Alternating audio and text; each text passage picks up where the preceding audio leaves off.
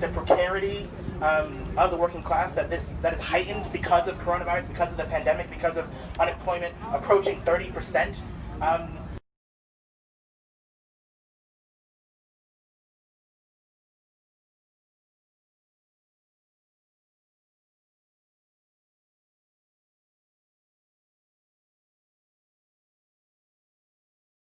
Read leaf, man. I can read. I've been trying to hear about it. So you read.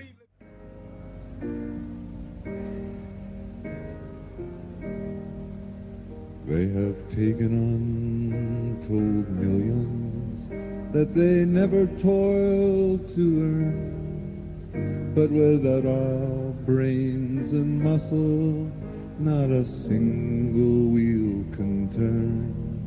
We will break their haughty power, gain our freedom when we learn that the union makes us strong. Of course, it's solidarity forever. Solidarity forever.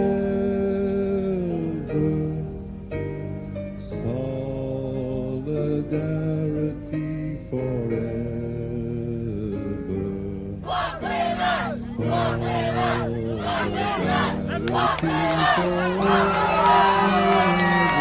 The economic damage and the precarity of the working class that is heightened because of coronavirus, because of the pandemic, because of unemployment approaching 30% in this country, because of stagnating wages, increasing housing costs, and just the rising homelessness. The massive precarity has made this current struggle even more radical and even stronger than we've seen in person. There's been a lot of condemnation from the mainstream capitalist media of the looting and the vandalism that has occurred in this struggle. They've gone so far as to describe the destroyed property and the quote-unquote violence as if the property were people. You know, attempting to conflate the destruction of property with the consistent violence that police commit against people of color and workers all the time.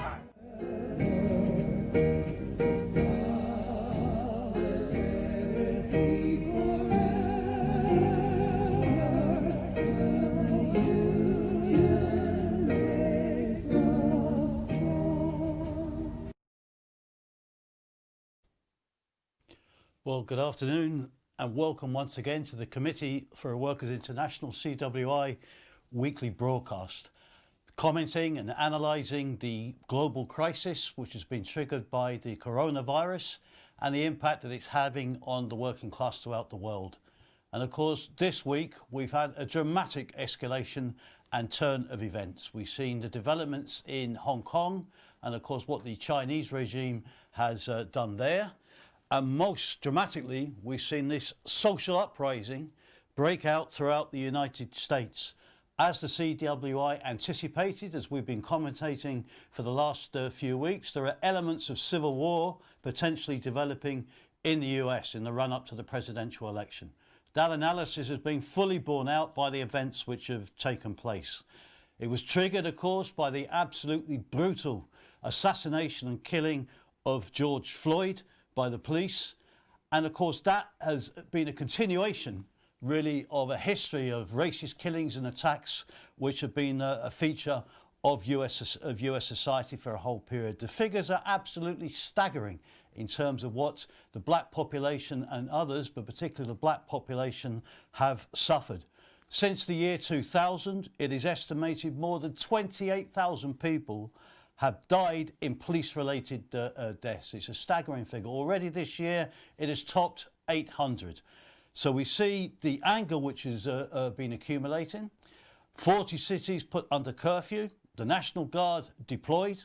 Now we have Trump hiding away in the bunker at the bottom of the White House, and then also today or last night threatening that he's going to invoke the Insurrection Act of 1807 and deploy the US Army against its own population.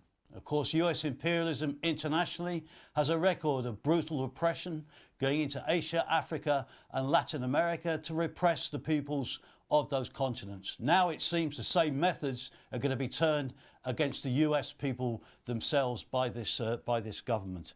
And to discuss that, of course, we have this eruption which has taken place. It's against the background of the economic implosion, which has resulted already in more than 40 million American workers losing their jobs and being unemployed, almost 30% of the workforce. You have an estimated target put forward by some commentators now that a staggering 51 million Americans are going to food banks and will suffer from hunger in the course of the next period. Now, today we have, and we're very fortunate to have them, we've got three very combative fighters from the United States, Jai Chavis, Claire Bayler and Nick Wurst, who's a member of the International Association of Machinists, works on the rail yards in the US, and they're going to be discussing the situation which is developing in the US in the course of the next period. So maybe, Jai, if I could turn to you first, could you explain about the nature of this explosion? This explosion is taking place against the background of a continuation of the lockdown, insofar as there has been a lockdown in the US, but it's not been fully lifted. But we see the biggest social explosion since the 1960s. Could you explain a bit about the background and the reasons why this explosion has assumed the particularly violent character that it has in the course of the last few days? Yeah. Well, firstly, I'll say that first and foremost, at the core of all of this is that none of the structures of policing that facilitate the violence and murder that has been disproportionately targeted against Black people and queer people and so many other sort of at-risk communities. None of that has really at all changed since the beginning of the Black Lives Matter movement back in 2013. Started in response to the acquittal of George Zimmerman, who murdered an unarmed Black teenager, Trayvon Martin. These major explosions, the major explosions that occurred earlier, in the beginning of BLM, from 2014 to really 2016, in response to happening in Ferguson, in Baltimore, and New York City, they were all in response to really extremely similar police brutality incidents. But they, unlike what is happening now, were snuffed out much quicker and did not spread in the way that things have now. Part of explaining this is really the death of George Floyd has particularly outraged many people, as it really demonstrates how premeditated and casual much of the violence that police commit against Black communities really is. With 4 officers holding down George Floyd for nearly 10 minutes as he begged for air. This was not sort of a spur of the moment, quote unquote, sort of event. This was a clear, calculated assassination, a complete lack of care about this man's life. And also, it was deeply reminiscent of the police murder of Eric Garner that happened in, I believe, New York City, that sparked similar sort of uprisings of, both men crying that they could not breathe and having the officers on the scene refuse to care or listen to those pleas. But also, none of this exists in isolation. There has been this extreme accumulation of anger against police violence and against capitalism and its abuses. The future of youth is looking more precarious than ever. Even before COVID-19 hit, there was this major, the so-called boom that has occurred post the 2008 recovery hasn't really caught up with workers and the youth, mostly with continuing low and stagnant wages, huge increase in cost of living, lack of healthcare, even during a pandemic, and the extreme lack of affordability of higher education. And these at the same time, there's been massive increasing interest in broadly in socialism, especially amongst the youth, who actually view socialism as broadly defined as slightly more favorable than capitalism, as well as various movements of Occupy and the prior BLM movement that wasn't able to make major gains and sort of has left us in a similar position as we were really back in 2013 when all of this started. The anger has accumulated and built up in immense ways, and is really only heightening, and has really been primed by other recent murders of Breonna Taylor and Ahmaud Arbery, and the massive unemployment that is currently occurring. People are fed up and they're terrified. And this was merely a major reminder of how deeply divided sort of the state and the country is in terms of how to deal with just with how they approach policing and the lack of care for the Black community more broadly. Right, thanks, Jai. So it's obviously a brutal position. Now, to curtail the anger that emerged during the civil rights movement in the 1960s, there was a conscious policy of promotion and development of a black elite, which took place. And it did, to a certain extent, push back the struggle, at that particular time. Now, but at the same time, of course, it did nothing to end the appalling conditions with which the black population was living in and other sections of the working class were living in at that particular time. Racism and poverty continued. Now, can you explain what lessons we should draw from that for today and how to apply those lessons in today's movement? Yes, certainly. Many sort of this emerging Black elite, many sort of Black leftists often refer to them as sort of the Blackness leadership class that has sort of emerged, and I think it's perhaps most importantly encapsulated by the term in office of former President Obama, right, who made these vastly important and inspiring, frankly, pleas to fight for things like universal health care,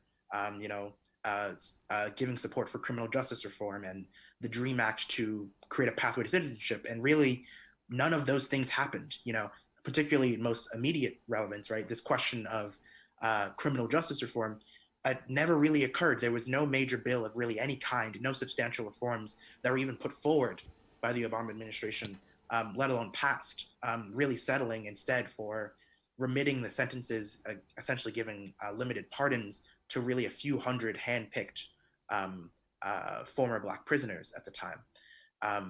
So really sort of this sort of development, especially of this sort of expanding, highly academicized layer that kind of has, in many senses, has sort of lost touch with really what is going on in the grassroots amongst the workers and the youth, kind of acts as this sort of social buffer and often as more of a brake on the movement. So to give you an example, Black Lives Matter, which has been a historic and incredibly important movement, has largely fallen out of consciousness in sort of recent period.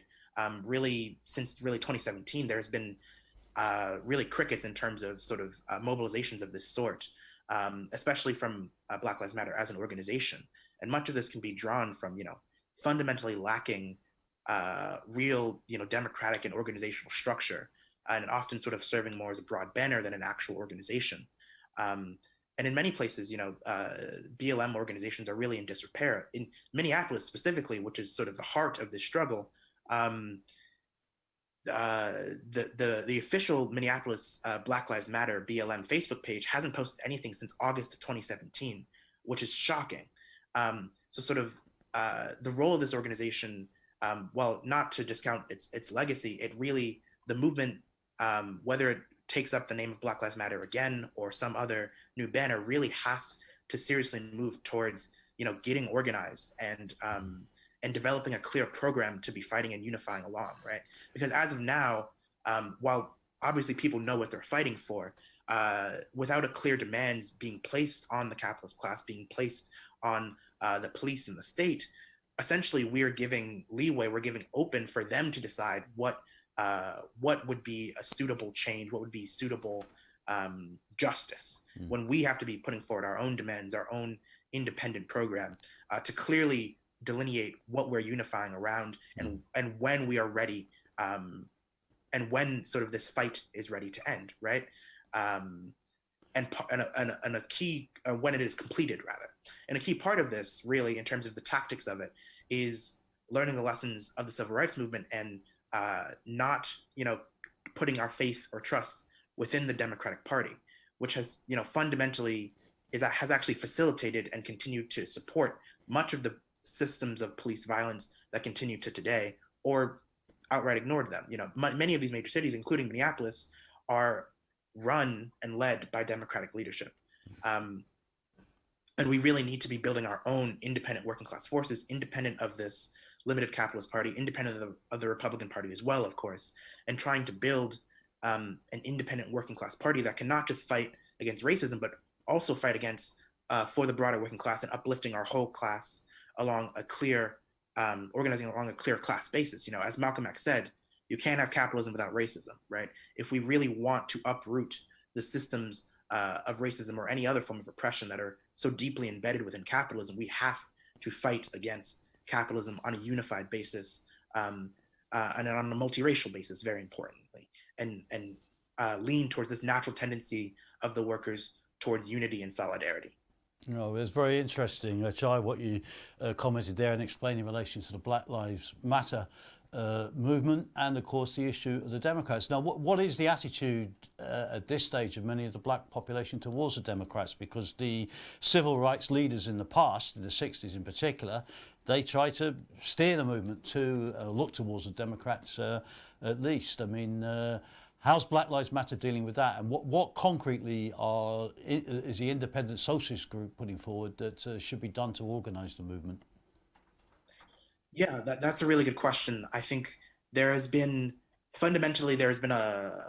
still this perspective amongst, you know, not just the black working class, but the broader working class that, you know, the Democratic Party is all we have now, and we have to just live with that, work with what we have. But there's wide dissatisfaction of all layers of really the working class against sort of really the misleadership of the Democratic Party and a desire to be building something different, which has often been funneled into trying to, quote unquote, reclaim the party. But we put forward, we really need to be breaking from that party and building a fundamentally new one based off of genuine democratic structures independent of capitalist money. I mean, to give sort of an idea of sort of some of the limitations is, you know, there were significant elements of Black Lives Matter, for example, that endorsed Clinton, despite Hillary Clinton back in 2016, despite her being a major, you know, political architect of our current mass incarceration system.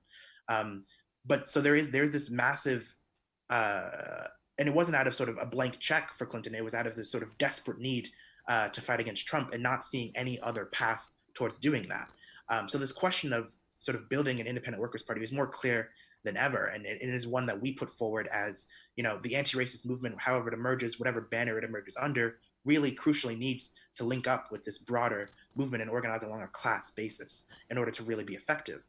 You know, in the recent history of BLM and, you know, what's going on right now, there have been largely has been organizing from the perspective of identity politics and really asking, you know, white workers and most workers who are not Black to kind of take a back seat and to sort of quote unquote listen rather than being actively involved in the struggle. And we see this as, you know, a mistake because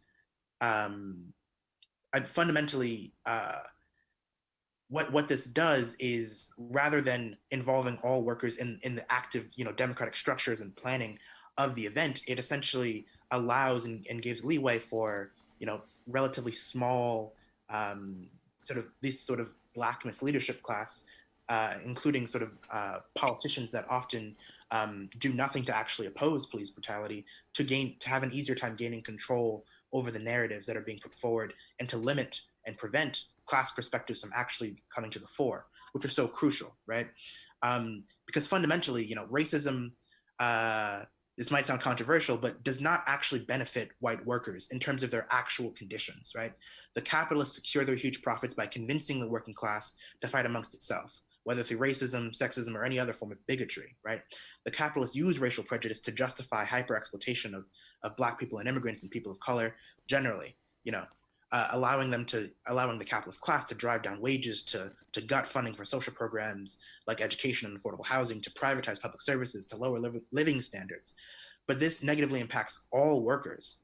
While it obviously impacts workers of color the most, it negatively impacts all workers, and really only the capitalists are truly benefiting in the real deeds from these divisions. Yeah. So us being able to fight through these divisions that really put up barriers to us being able to build the broader movement, not just against racism, but against capitalism and for socialism and for democratic workers' control of society. We have to be organizing on a multiracial basis, willing and ready.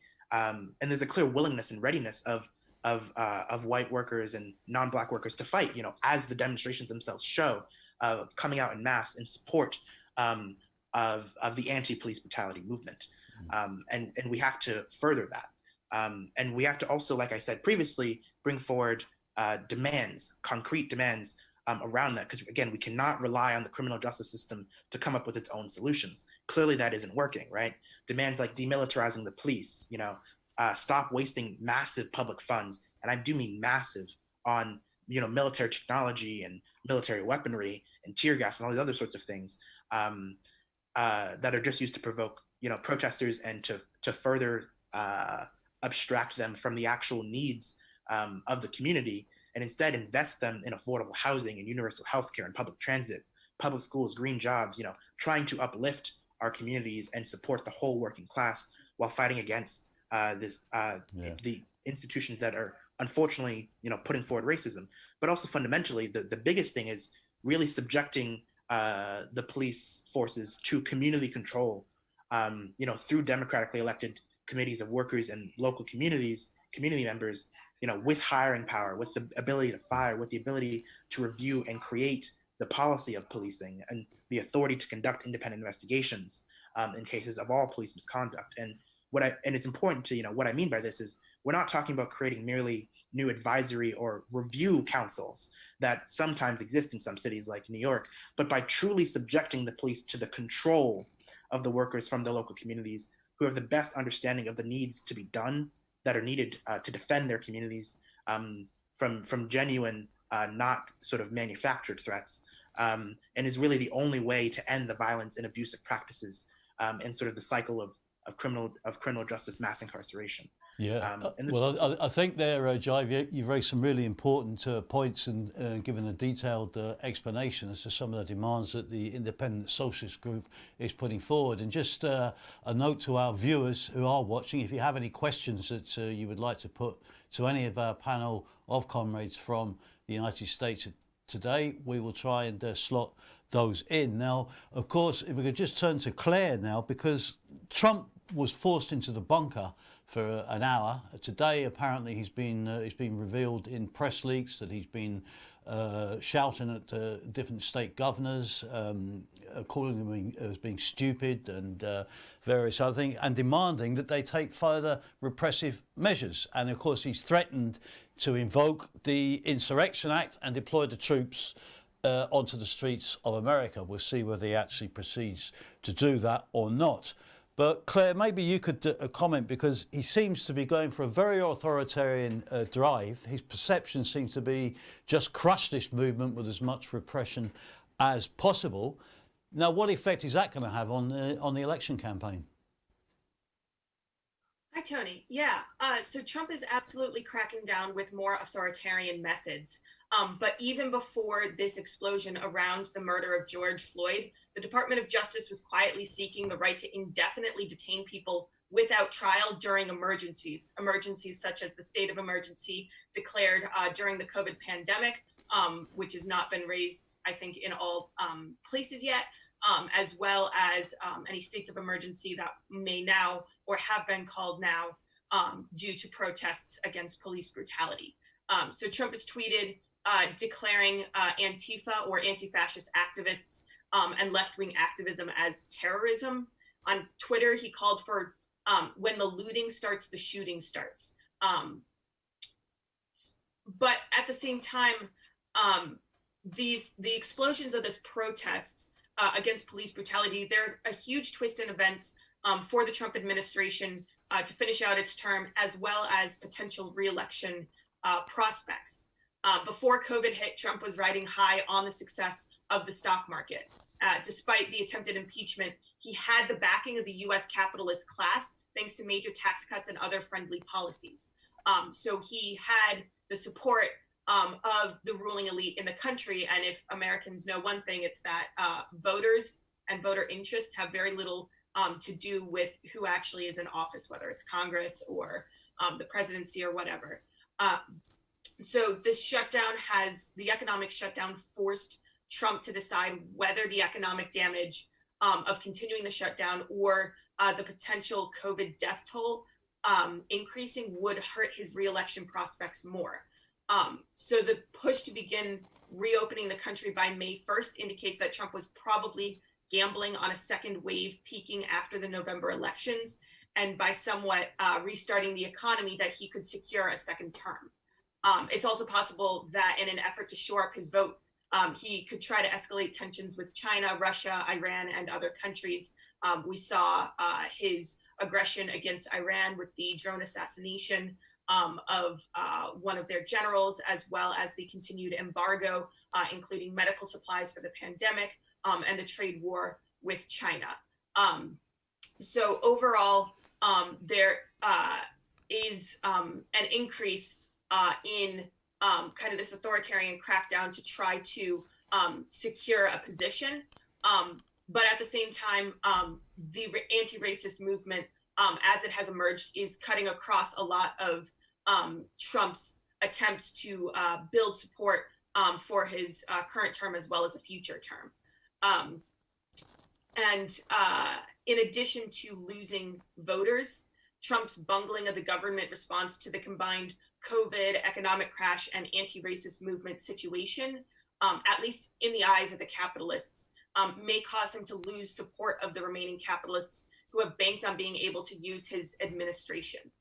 So the authoritarian crackdown, the capitalists are caught between in this state of confusion between whether cracking down or giving minor concessions to the movement is going to allow them to stabilize their position.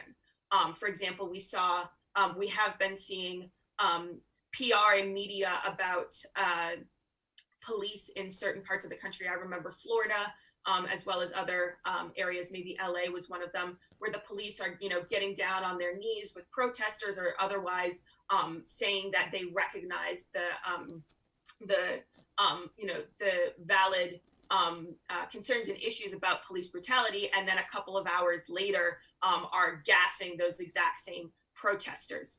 So definitely an increase in the crackdown by the state, but it is also a somewhat confused response. Yeah. And it's possible that the ruling class in the country will decide that having Biden in office will actually be better come November, because it'll buy them a little bit of credit from voters, just saying it was all Trump, it's not necessarily the system, it's just Trump because he's crazy or whatever they want to say. And, we've got a new person in office and they're going to work on reforming stuff, can buy them a little bit of breathing space. Yeah.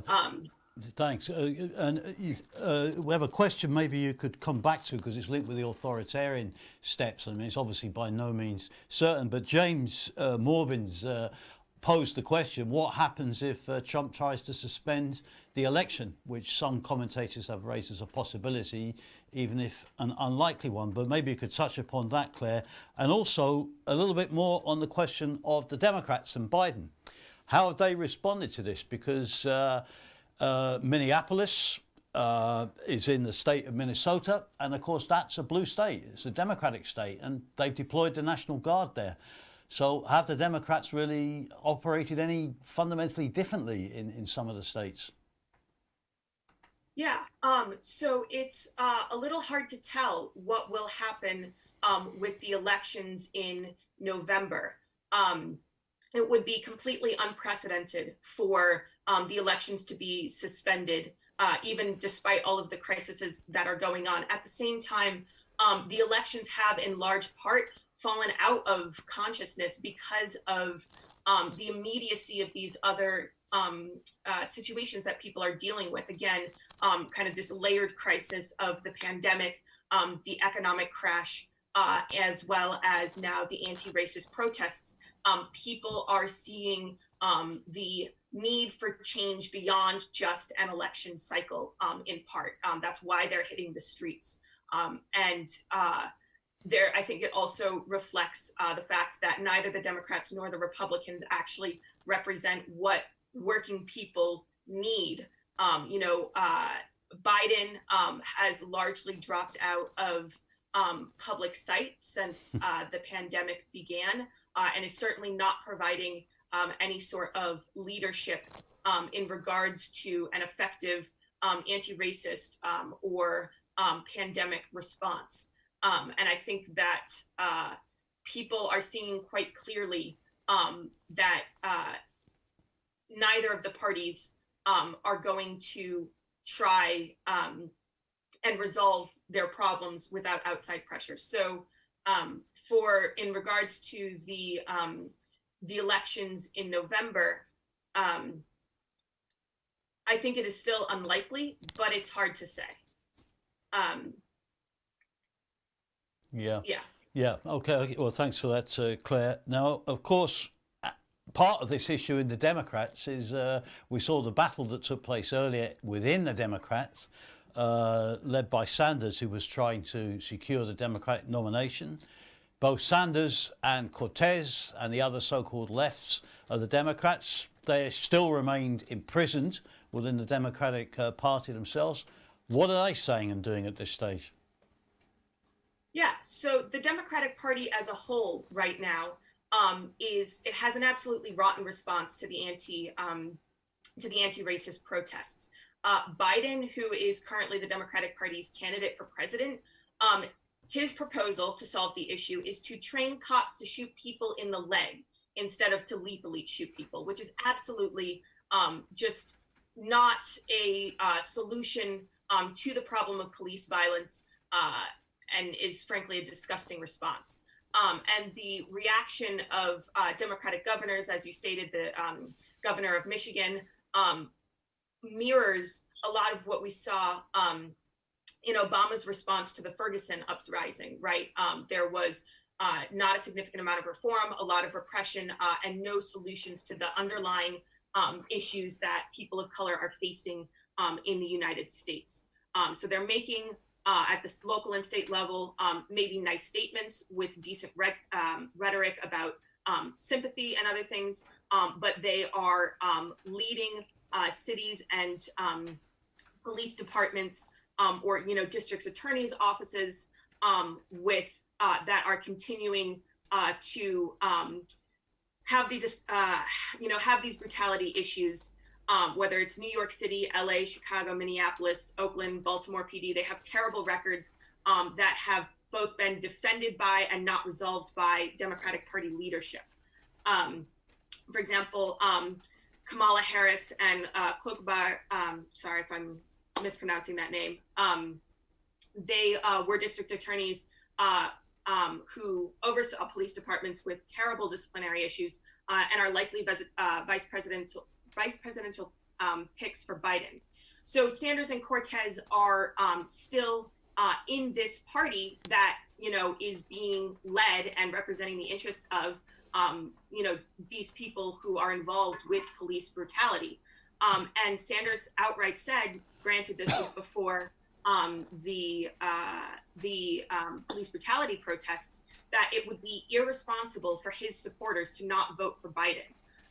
His approach is to lobby Biden to be more progressive, and Sanders's campaign and organization are raising money for other Democrats trying to reform the Democratic Party, which has proven to be, a mistaken approach. So Bernie dropped out in the prelude to the social explosion.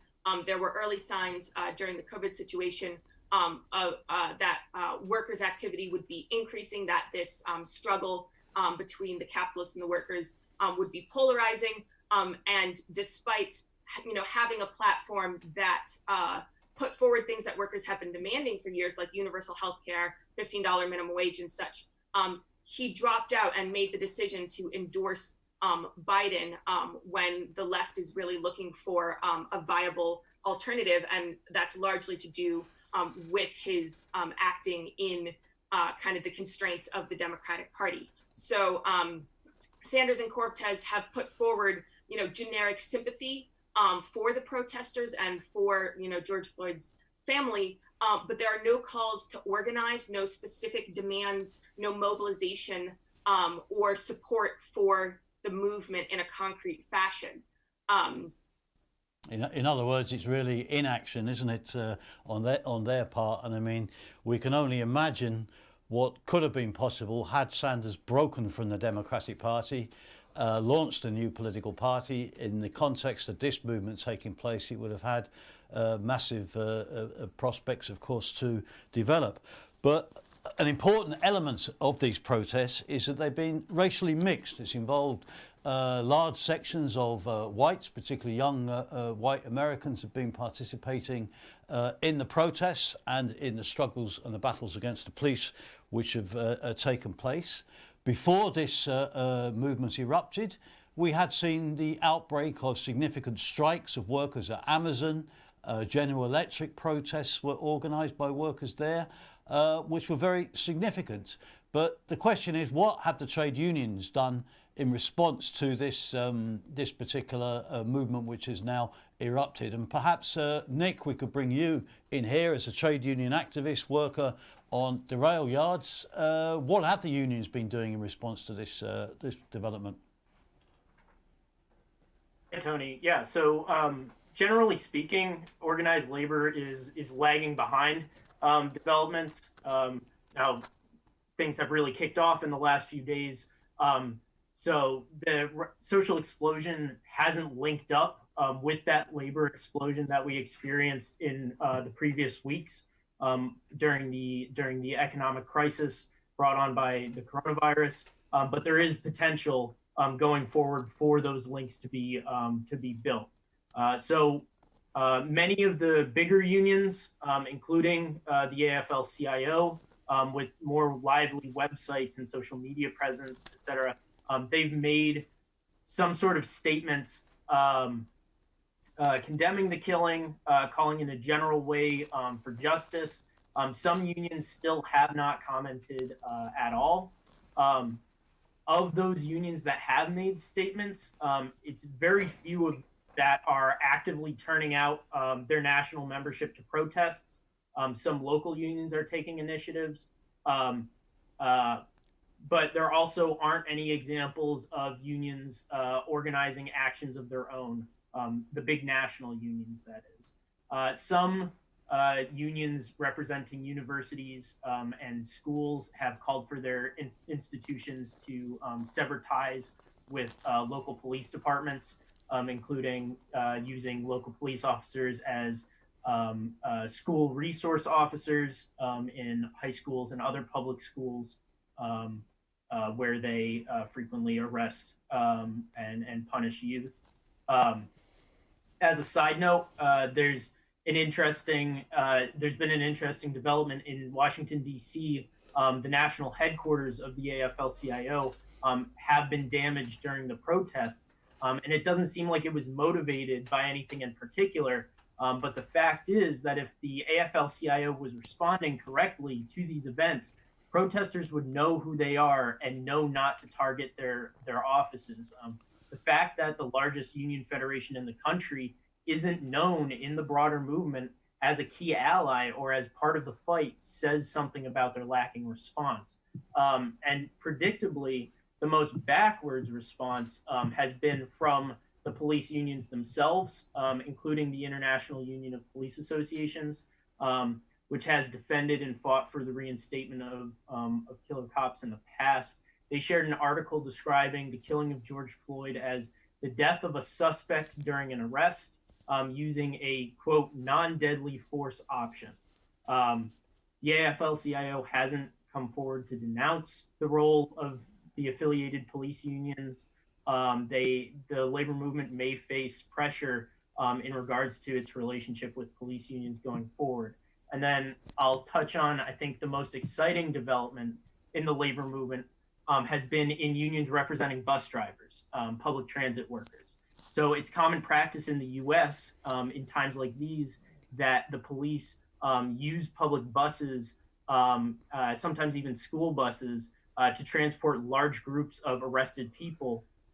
So beginning in Minneapolis and initiated by some socialist activists in the union, ATU, Amalgamated Transport Workers Union, Local 1005, stood behind the rights of their members to refuse to transport detainees. And they issued a statement in solidarity with the movement. Their national union has backed them up, reiterated the right of any bus driver to refuse to be part of this. Going even further, the Transport Workers Union, which has its strongest local in New York City, has actively called on all of its members to refuse to transport arrested protesters. And there's a video of a New York City bus being commandeered by the police, only to have the bus driver step off the bus and refuse to drive it. So it's key that union activists like myself organize, and that we demand statements of solidarity from our locals, from our national unions, that we demand that our unions turn out the membership to protests, organize union members to volunteer as stewards at protests to help protect protesters from police violence, and demand that unions initiate their own actions, including protests, rallies, marches, strikes, potentially a general strike, and any other job actions around a program of demanding serious reform of policing in the U.S. Yeah, no, well, that's very important points there, Nick. But we've had reports, and I'm sure you've seen it as well, that in Flint and some other areas, some rank and file police, you touched on the role of the police unions, which is obviously indefensible, but some rank and file police have actually joined the protesters on occasions. Now, of course, does that indicate a certain split beginning to emerge, or a crack at least, within sections of the state machine, which is a feature of any revolutionary development? What's the story there? So I think, generally speaking, those actions that we're seeing, such as kneeling and participating in marches, I think they're for the most part conscious and coordinated policy from more politically savvy police departments that want to try to head off anger and scrutiny towards their own departments. Some of these are basically PR stunts, and they're being spread far and wide by the news and other media services. This is a tactic that has been used previously during BLM protests in the past, as well as at Pride protests. For example, in Denver, there were photos of the police chief marching and kneeling with protesters, but the Denver Police Department has continued to tear gas, physically beat, and arrest protesters even just later that day. So there's a lot to be said about the attitude imparted on police officers by their training, including a very explicit us versus them mindset, thinking of themselves as the quote unquote thin blue line that is preventing society from falling into total chaos. Like I said, police unions have played an active role in this, unfortunately, including, for example, fighting to reinstate the murderer of Eric Garner. They also have done things like organized warrior style training classes. The president of the Minneapolis Police Union organized those free of charge for his members. And even after being asked to not do that anymore in 2019, he continued to. So right now, any rank and file officer who has serious concerns about the way things are going is under an incredible amount of pressure, including threats to their career, to their job, to their livelihood, to not step out of line. So I don't think there's right now those cracks, as you mentioned, at the current moment. But I think as things escalate, those cracks may begin to emerge. And I think not only among the police, but possibly even more likely among the National Guard and the military as they're continued to be deployed domestically. The rank and file of the military is drawn from working class and the poor, from communities of color. They're not paid very well. I've already seen some discussion on military forums about whether troops have any options to avoid being deployed domestically, such as claiming conscientious objector status and things like that. Okay, no, thanks. I mean, and just finally, Nick, I mean, we had the question from James earlier. I mean, you've got a very polarized situation, but is there any prospect that Trump could even consider postponing the election? I mean, there'd probably be a massive backlash against it if it did take place. And we have a question maybe partly linked from Ian in Scotland, who would like to know, is there any serious possibility of the party conventions going ahead, or would it just all be steamrolled through? Well, it's a foregone conclusion already, isn't it, in relation to the Democrats and Biden's nomination? Yeah, so I think there's obviously, dealing with the primaries first, I think, so with the Republican Party already knows its nominee. There's no challenge to Trump.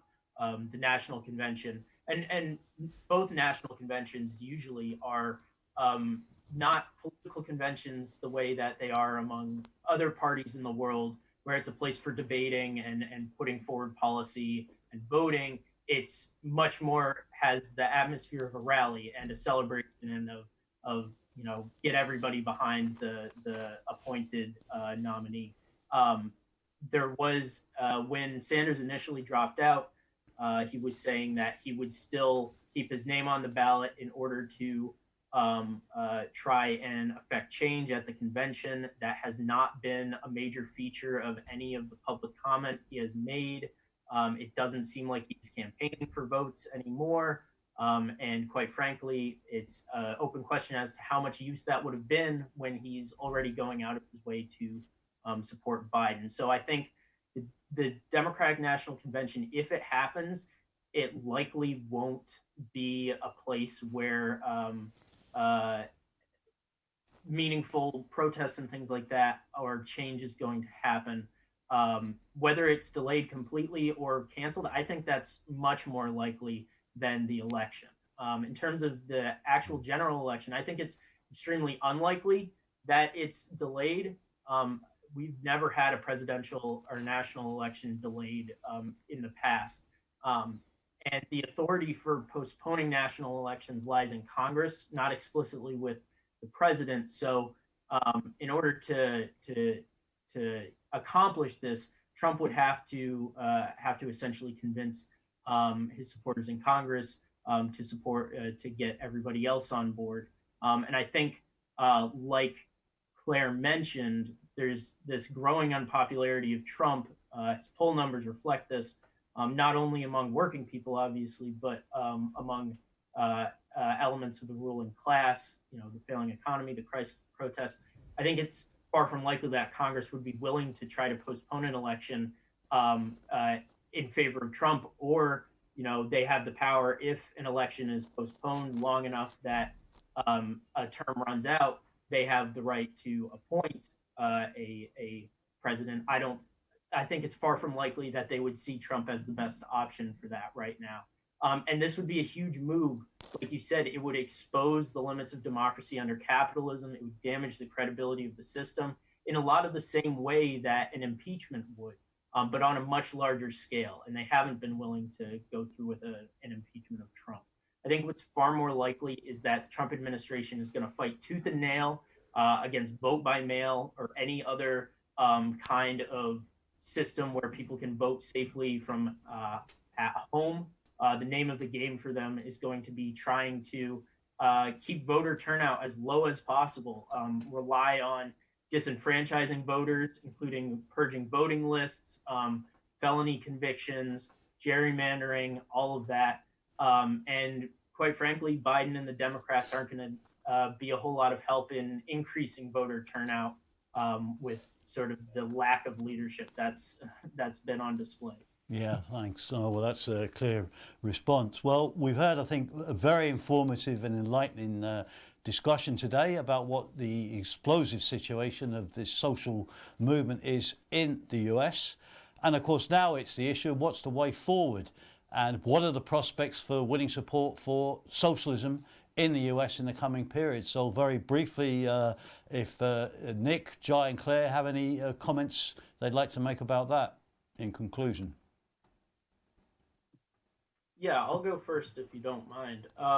So I think it's become very clear over the last decade, longer, that there are huge flaws with capitalism. Even if people don't necessarily know what they want to replace it with. There's an understanding that the situation as it is now can't continue. We can't go back to quote unquote normal.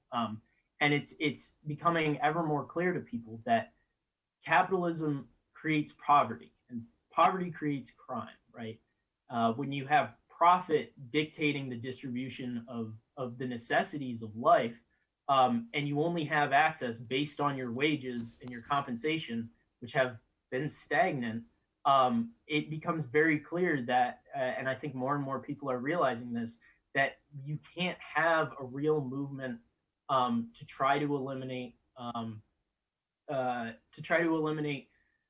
the awful violence of the police in response to crime that's motivated by poverty if you don't have an approach to replacing the system that creates the poverty, right? So in arguing for socialism, we're arguing to provide the necessities of life to everybody, which will in and of itself hugely cut down on crime.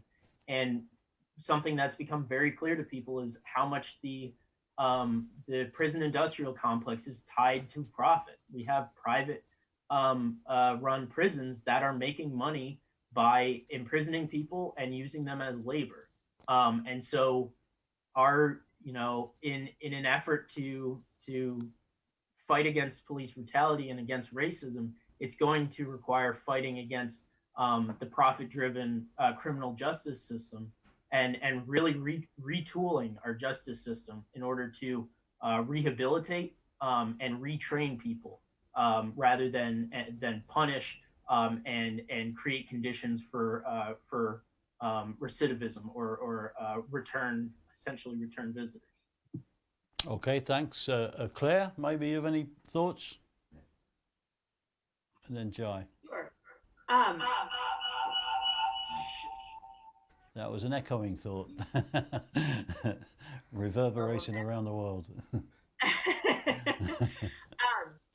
I think there's huge opportunities for building a working class movement in the United States right now, and especially a workers' party.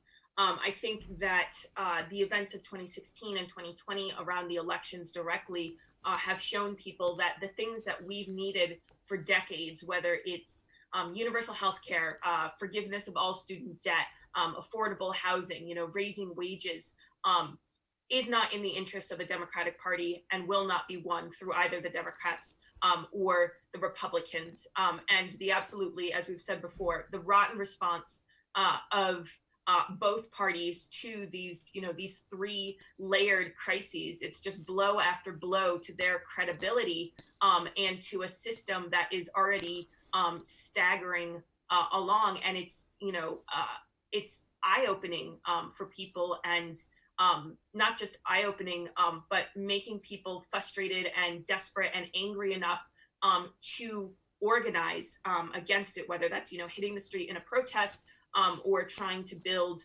new organizations. Electorally, at least 60% of voting age Americans support a third major party. Independence is the largest category of registered voters. Super low voter turnout in 2016 and likely in 2020.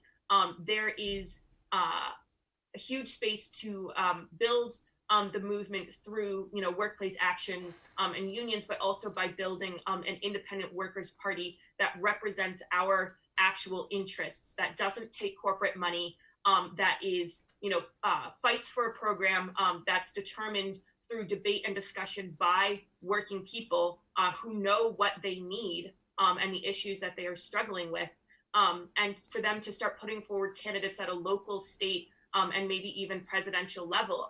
There are movements in this direction, from things like the Movement for a People's Party, which was founded by the campaign manager of the Sanders 2016 campaign when he saw all of the legal and illegal maneuvering that the party did to prevent Sanders from winning the nomination.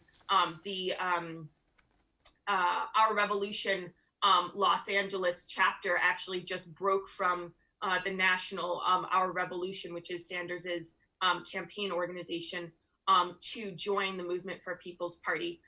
There are potentially strong left candidates out there like Howie Hawkins, who is running on a workers' platform, and especially a very strong environmental and green platform for the presidency. So I think there's a lot of opportunity, and we just have to do the work of organizing it. Okay, thanks very much for that, Claire. And very briefly, Jai.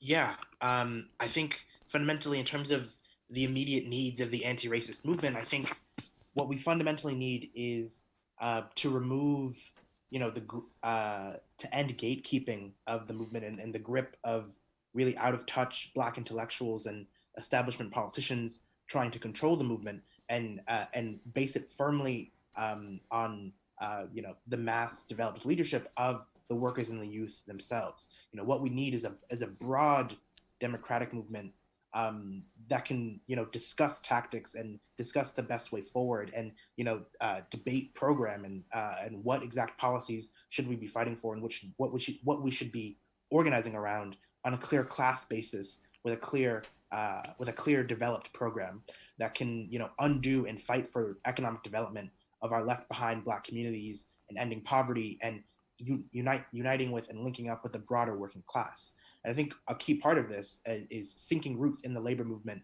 and really placing anti-racist struggles on the union movement to support which would support and expand the capability of the protest, and is really necessary to exert the pressure needed to fundamentally restructure society and fight for socialism.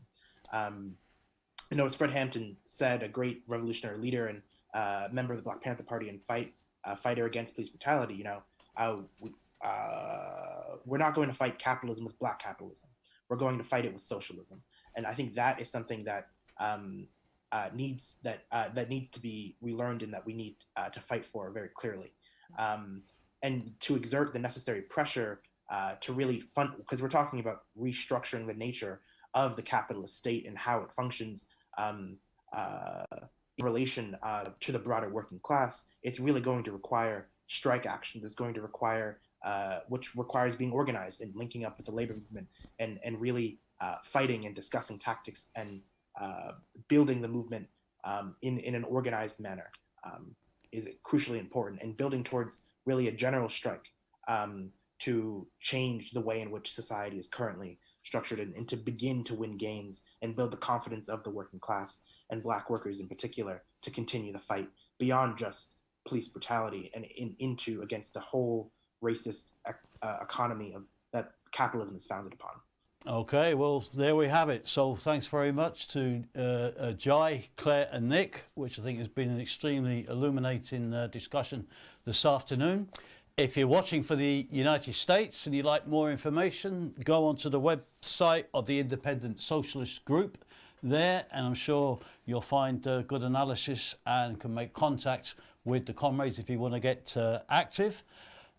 Internationally, we'd ask you to go to our website, the CWI website at socialistworld.net, where you'll find more comments and analysis. You can follow us on Twitter at CWI Socialist. We'd appeal to you to like our page on Facebook at Socialist World-CWI. Follow us on Instagram at Socialist World, and all our streams are available live to watch after on our YouTube channel, CWI Media. But before we go, we'd also like to appeal to you to support us as we want to develop and build upon our media broadcasts and the other work and activities of the CWI. We ask you to take a look at our Patreon, where you can subscribe with a monthly fee to donate towards the CWI Media. All donations are welcome, but for £20 a month or more for your support, we'll send you one of our CWI flags, which we have here, a couple of pamphlets and books, another socialist material, and a few other CWI extras. So to subscribe, to become a patron, go to the patreon.com/CWI, which will be linked in the description below. Additionally, you can make one-off donations at paypal.me/donate to CWI, which will also be shown on a link down below. And if you're not able to be in a position to make a financial donation to assist our work, at least we'd ask you to comment and to subscribe to CWI Media on YouTube in order to help us boost our channel in the next period. So thanks for joining us once again. We'll be back next week with a further discussion on another aspect of this pandemic and the crisis of global capitalism. So we'd appeal to you, join us in the struggle, join the CWI in the fight for a socialist world.